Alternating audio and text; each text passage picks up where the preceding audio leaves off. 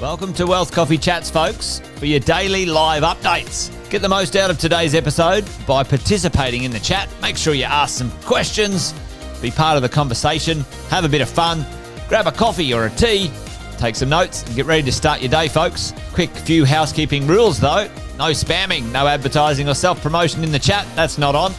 Be kind and respectful to everyone when participating. And most of all, have a good time.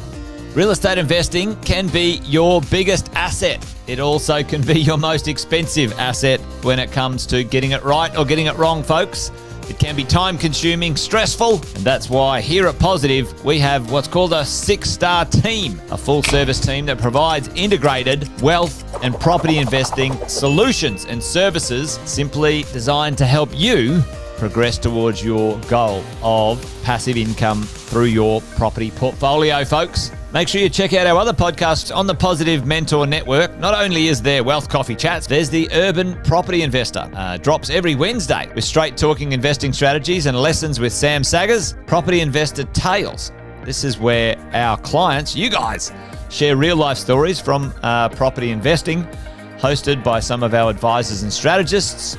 And that's done every fortnight, dropping every Monday. Wealth, Wine and Wisdom, folks, that debriefs the week that was in the world of finance and property, hosted by yours truly, Jason Witten and Andy Fenton on Fridays.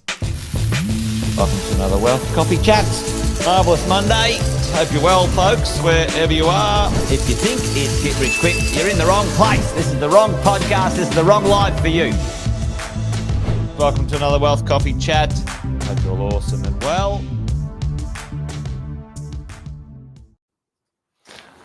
Morning, everyone. Good morning, Monday. Gosh, what an incredible day down here. Andy Fenton coming live. Hopefully you've got your coffee. I've certainly got mine. It's a cold Monday morning out there. A big shout out to all the Victorians who endured negative temperatures almost across the board on Sunday morning. So there's another record for the Victorians. I was actually out playing golf Sunday morning, and literally the entire fairways were just ice out there. So it's a bit of a cold one. So hopefully you're all rugged up. I'm ready for sort of blizzard material down here. But give us a shout out in the chats. Let us know where you're coming in from. That'll dictate the amount of clothes you've got on, most probably. I'll just open my chat here. Good morning, Joe. Hope you're well. Hope you're well and warm. Luke, good to see you on here again, mate. Hope all is well in your world. While we're letting everyone come on board, just wanted to let you guys know what we're going to run through today. Something I think that everyone should do. The beauty about being in the world of wealth and property and ultimately looking forward into the future and deciding how you want your future to show up. The beauty about that is that we actually have 2 New Years every single year. We have Happy New Year for the end of the financial year, and we've got Happy New Year to bring in the new calendar year. So it's Happy New Year for me to you. I wasn't here on the first to share that with you, but Happy New Year. May this year be the best one yet. But like all great things that you need to achieve in life, we need to run a little bit of a plan in order to be able to get there. So I thought today would be a great chance to share with you some rhythms that we use within our business with our clients. This is the way that we think about how to structure a year, not just from a wealth perspective, although that has a significant amount to do with it, but also from just a personal planning perspective. So team, I'll share with you a few little secrets that we use. They're pretty simple, but they're things that every single one of you can and most probably should be doing. Just depends on how much time you want to dedicate to it. Morning, Diana. Oh, from Thredbo. Well, you're definitely going to be a little bit colder than what we were this morning, but you'll be rugged up for it. I actually flew over Thredbo and Perisher coming back from a trip recently, and it looked absolutely magnificent. Mount Buller, I think, was a little bit lacking. I think it needs a little bit of precipitation down there. So welcome to you, Diana. Scott, welcome along. FNQ. All good. FNQ. I'll figure out what the acronyms are. I'm still starting the week. So, team, let's get into it. What are the rhythms that are going to keep you in flow, on purpose, and ultimately get you through where you need to be in life? Well, they're pretty simple. Like I said, we've got some basic sort of planning things that we need to do. But 4 times a year, I think you should be. Here's Scott chiming in from North Queensland, just letting us know that it's nice and warm. You'd be in flip-flops and shorts, wouldn't you, mate? You wouldn't have seen a jacket like this in your life, I wouldn't have thought, unless you were down visiting Diana in Thredbo. So super, super important. Planning is one of the key metrics in business, in wealth, in life, that when you do it well, it really complements the journey and makes it easier to get where you need to go. If you prefer that sort of quantum walk where you just happen to get wherever you're going by accident, that's cool as well. I probably can't help you, and it's not going to be super useful in the world of investing and property and life in general when it comes to being able to sort of land somewhere near a destination that you aspire to. So anybody who's been in business understands that if you don't have a plan, you're probably not going to have a business too much further into the future. And the same really is of wealth. Like if you start planning earlier, and look, what would be the number one thing that I'd love to make an impact in as far as planning is concerned, is that our kids actually start to look at planning from the ages of 20, 21, 22. If any of you are out there, give us a shout out if any of your children, or if you're under the age of say 30 and you're watching this and planning your future out. Because ultimately, this stuff is gold, because the sooner you start doing it, the sooner you'll see the results. So anyway, team, let's jump into it. I'll share with you the rhythms that we use in order to create success in our lives and in our clients' lives. And it's also going to retrofit itself into, the cycle of how things operate. So the tax cycle, the natural people cycle, as we call it.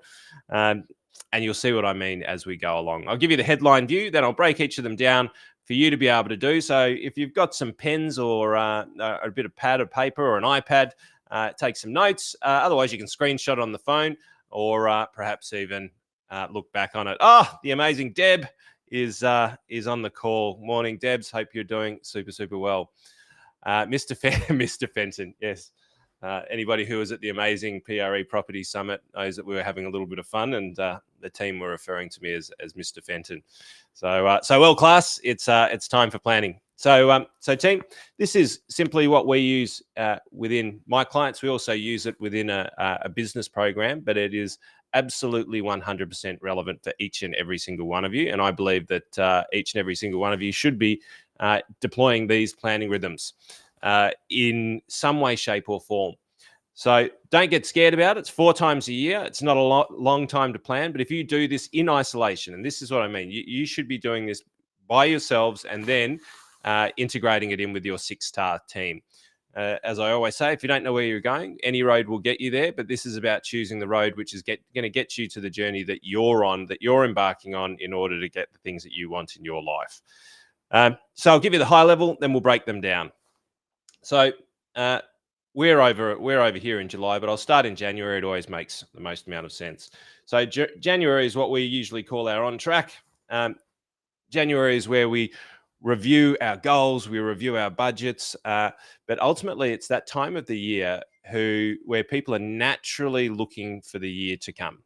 Right? We've had our New Year's Eve, we've had our Christmas, and this is a time where people set their goals. And in my world, I like people to actually hit the goals.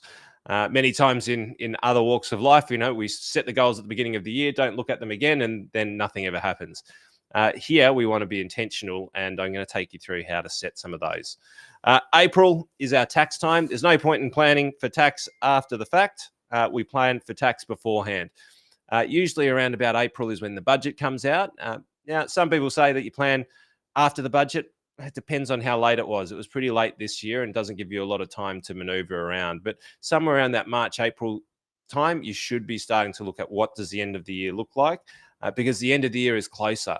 You can have a better chance of forecasting what your position's going to be. If you're a professional investor and you're on a salary, you might be able to see whether there's going to be a change next year, or whether there's a bonus, or whether, like this year, there's been a super increase, and how to plan for those things. And of course, July, which is what I'm going to riff on a little bit more in depth today. July is what we call our foundational review. So this is where we look into everything that is your investments, your budgets, and how they actually apply to your wealth. I'm going to break it up. We look at the strategy. We track and measure how we are going to that strategy.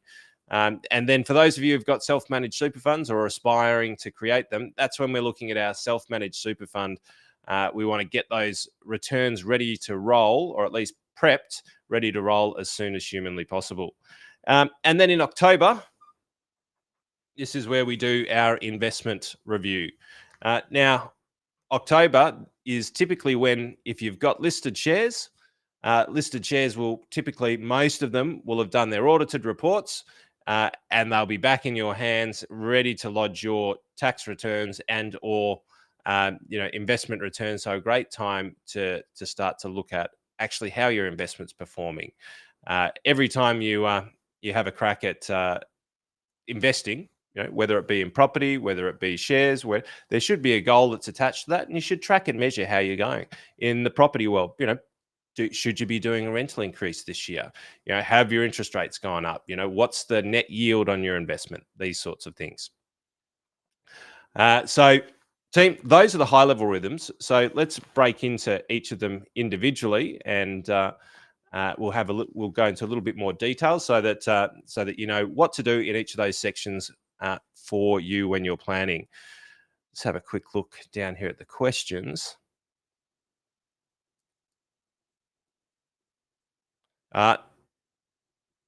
Vin, mate, the question you've got there, just like before we crack on.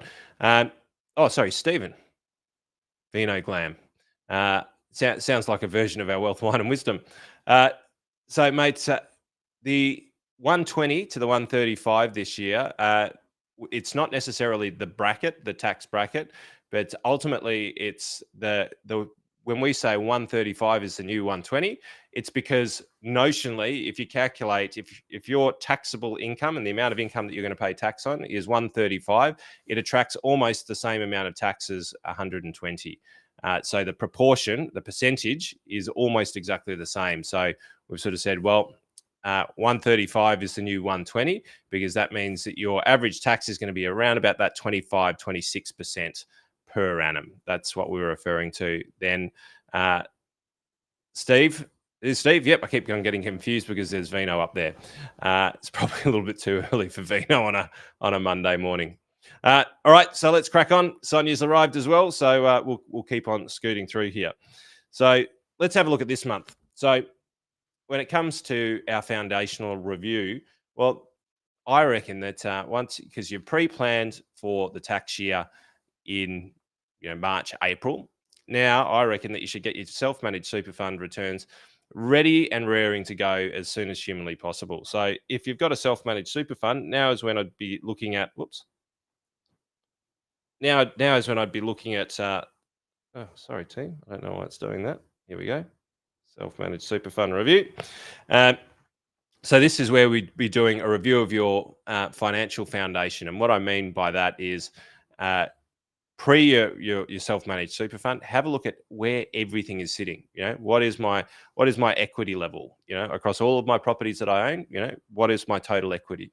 What is the total amount of debt that I've got on all of those properties? What is the total amount of non-deductible debt or bad debt, which could be your principal place of residence debt, or it could be credit cards that you've let get out of control. Not if you're watching this show, you'll be smack on the money. But bad debt, where is it at? Good debt, where is it at? What is our net income? Are we in net? Are we in surplus? Are we earning more income from our investment portfolio than we have investment debt? So, what is the capital value of our investments? How are our investments performing in regards to our goals? All right, so we just have a quick look at our foundational review. We'll also look at things like wills, powers of attorney, insurances, all of those sorts of things. Make sure that everything that's in your financial sphere is set and ready and is still relevant to you in your situation, because the world is a moving feast. It's constantly evolving. So is your financial affairs. So you should be looking at them and asking, is this still relevant? Is this still the right amount? Should I be putting more in? So we're just looking at the foundation and seeing, or getting a measure as to where we're at. And then if you've got a self-managed super fund, your reviews or your tax will be due to be done around about October. That's after all of the investments have basically reported. Now, one of the reasons that we have the next section in October, and one of the reasons why many self-managed super fund returns don't get done until after October, is because that's when audited returns happen with shares listed on the Australian Stock Exchange. So you've got most of your investment portfolio able to be submitted for tax returns at that point in time. But for now, what we're looking at is we're getting ready for that, right? We're getting ready for that tax time for our self-managed super fund. So we're getting our investment reports or chatting with our professionals, asking them, when those are going to be ready and getting those ready to be sent through, having a look at our investment strategies, making sure that those are up to date, any binding nominations, all of those sorts of things. So this is where you start to have that conversation around your self-managed super fund while you're having a look at all of your investments and just getting a good solid position. Where am I at? And making sure that you keep, like we like to do, all of your stuff in a spreadsheet so that you can look at it, you can adjust it. When it comes to looking at rates on loans, whether you're paying above market, below market, all of those sorts of things. Fortune favors the prepared mind. So October, like I said, October is where most of your listed investments, if you've got shares on the Australian Stock Exchange, that's where most of these will be audited and ready to be incorporated into your tax returns. If you don't know what I'm talking about, effectively, just like all of you, a listed company, so let's just say Westfield as an example, or let's go with everybody knows Commonwealth Bank, right? So Commonwealth Bank, just like you, they have to submit tax returns, right? And they have to have their returns and everything audited by the big players in town. And then those audited returns get submitted, and it's not until those audited returns get submitted until we can actually lodge the tax returns of investments that we've made within those companies, right? So we naturally have to wait to hear. I suggest you get all the planning done for your self-managed super fund now, and then all that happens in October is when those final reports hit, then bang, you're off. You're with your accountant or whoever's doing your tax returns for your self-managed super fund, and you're done, right? But this is also because that period of time is when you're going to have all of the consolidated reports and investment reports and so on and so forth. I reckon this is a great time where you do your investment review. So you have a look at rebalancing your superannuation portfolios. If you've got investment portfolios, you have a look at adjusting those or rebalancing them. You also have a look at all of the values of everything and then calculate the returns on them. How have we done over the last year? How have we done over the last 5? How have we done over the last 10 years? Are we tracking in the right direction? What's our investment return on our properties? Are we making positive gains? Are we making a negative at the moment on cash flow, but positive in a capital? Just keep adjusting so that you know where you're sitting at any point in time. Just do it once a year. Don't need to do it every single day. That'll probably give you a heart attack. But once a year, just have a good calibrate, understand what your total position is. We've already done the foundational review, so you'll have all of the base level numbers in there. Now, the only adjustment on your foundation review is that we're just putting in the numbers, right? We're putting in, okay, well, are we earning good yields? Do we need to be putting up our rents? Do I need to be taking some more risks with our investments?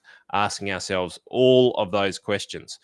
So as you can see, this could be as long as you want it to be. It could be 15-minute review if you're super organized. It could be 45 to 60. But it's only once a quarter. See, that's the good part. So then January, like I said, this is where everyone does their New Year's resolutions, but I'd be pretty happy if more people were hitting their New Year's resolutions. So what I do with my partner, typically on the 2nd, 3rd or 4th of January, is we sit down and we review personally. We ask ourselves personally, what are the goals that we had from last year? Did we achieve them? What goals do we want to set for ourselves this year? Now, it could just be as simple as making sure that Leo survives another year as a brand new parent, and making sure that we don't kill ourselves as a result of work and pressures and all of those sorts of things. But we typically sit down and we'll sit down. Well, what are our professional goals? What do we want to achieve professionally? What about personally? What are our relationship goals? We're together. What do we want to make sure that we have together? Then, as a family, what are our family goals? This is the time of the year where we spend time to critically think about it, becoming more healthy, spending more time with each other, spending more time with our new family, retrofit that for you. But this is where we set some really pragmatic goals. But we also, from a financial perspective, we review and track and measure, right? And we track and measure our progress towards last year's goals. So we've written them down, and then we just see, how do we go in comparison to last year? Now, it's not a matter of saying, oh, yes, I hit them, amazing, or I missed them, like boo. But it's actually feeling the rhythms of what you're doing and understanding how you're tracking towards the goals that you're setting. You get, from an investment perspective, you can have investments that are performed out of their brain and are just going absolutely gangbusters, and then you're going to have years where it's not so good, right? But it's understanding where you are, and then you can start to make some goals that relate to that. So here's what I mean: like, if you've got a fairly aggressive portfolio of properties and perhaps they're negatively geared this year, and perhaps interest rates have gone up, like they did. Maybe that's, when you're looking at your life goals, that's where you trim it up and you kind of go, well, maybe we delay that overseas holiday. Maybe we tighten the belt in certain areas. Maybe we start to adjust things a little bit, because ultimately the things that throw people off the goals is that they don't plan for the things that have happened or the things that could happen to throw you off. A classic one is, and this always happens, right? Clients for many, many years used to come along and they say, oh, Andy, it was tracking really, really well. It was tracking really, really well. And then Christmas came along and just screwed everything up. And I'm like, well, Christmas comes along every single year. And they're like, oh, yeah, but we, put an amount and we missed the amount. So well, how much did you miss the amount by? A factor of 4 times. Okay, so you thought that this year you were going to spend 4, but instead you spent 16. And it's, yeah. All right. Well, in any year, have you ever spent 4? And typically the answer is no, right? So we've got to be real about what we're spending. If we want to have proper budgets, proper goals, we've got to make sure that they're relevant.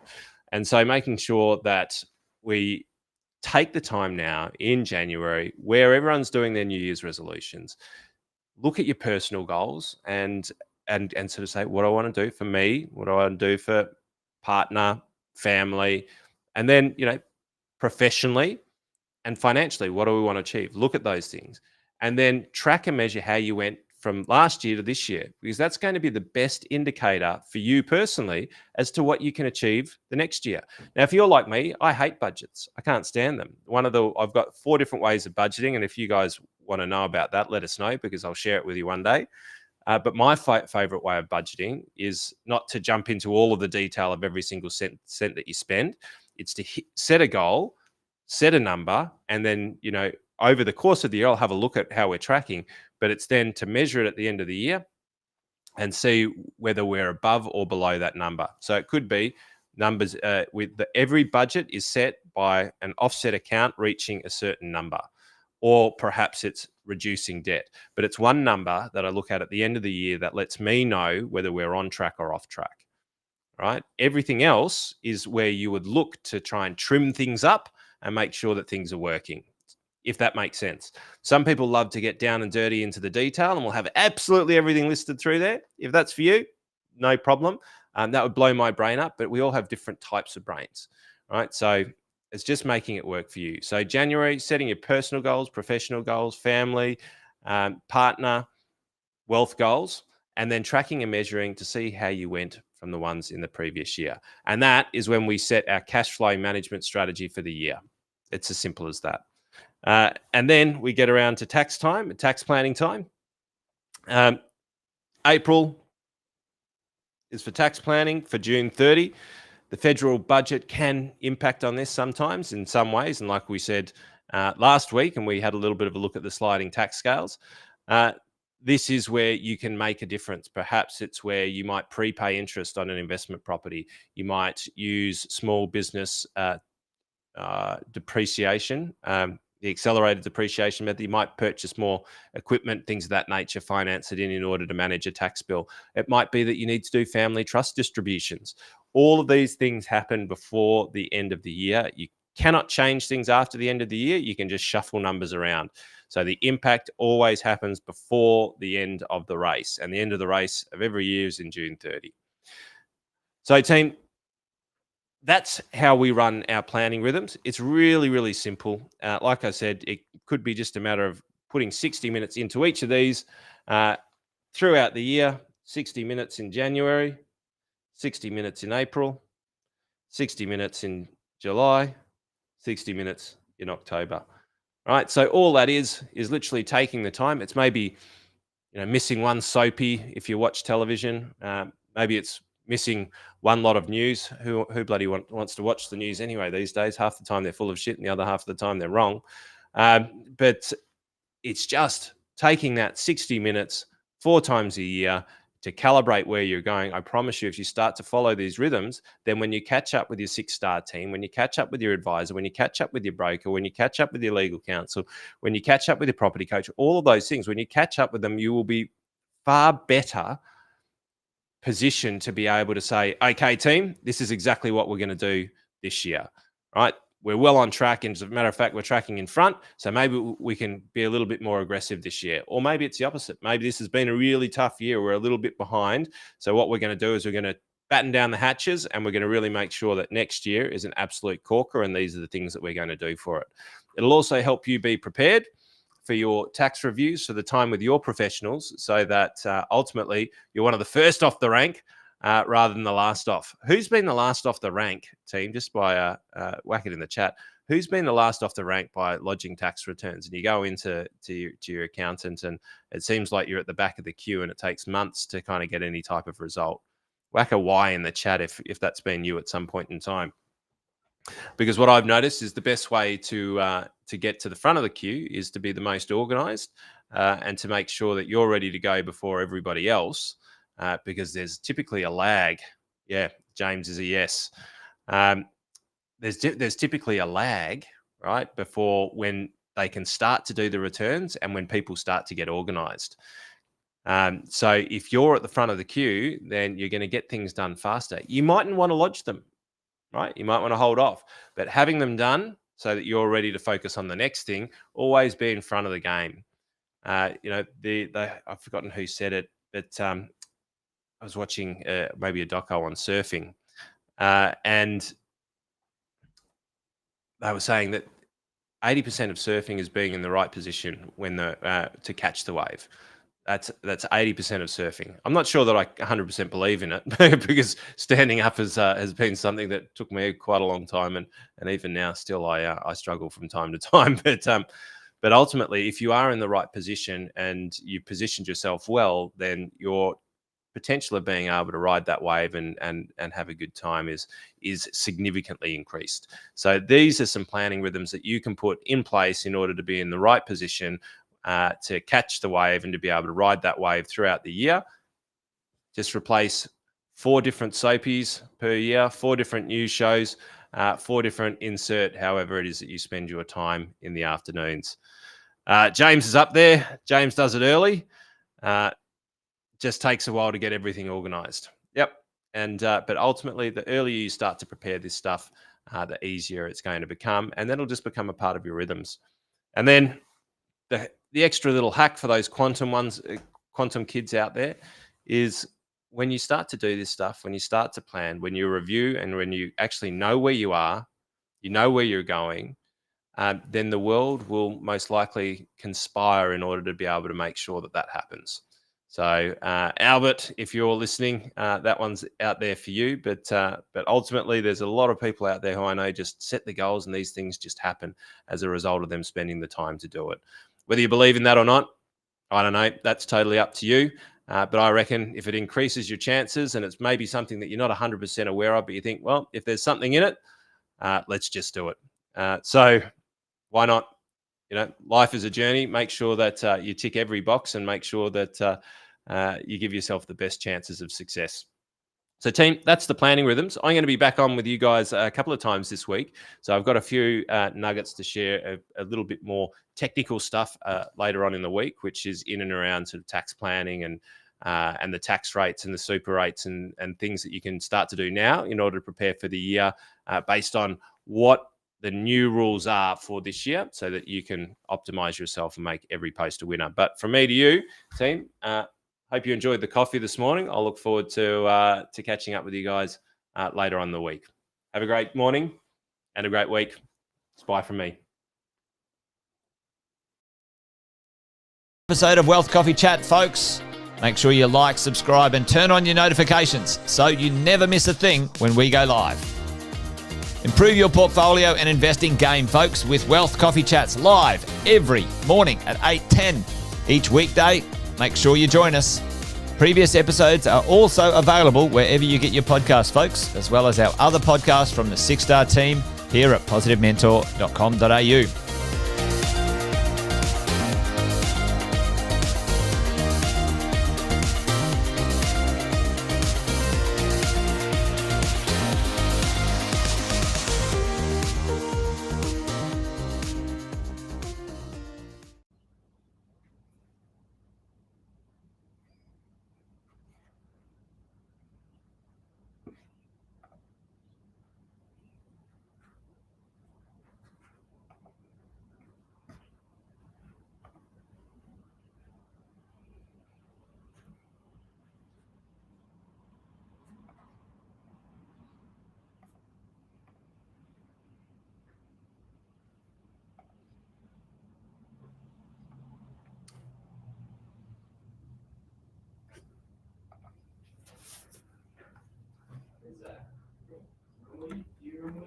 Thanks, Mango. I think we're still live.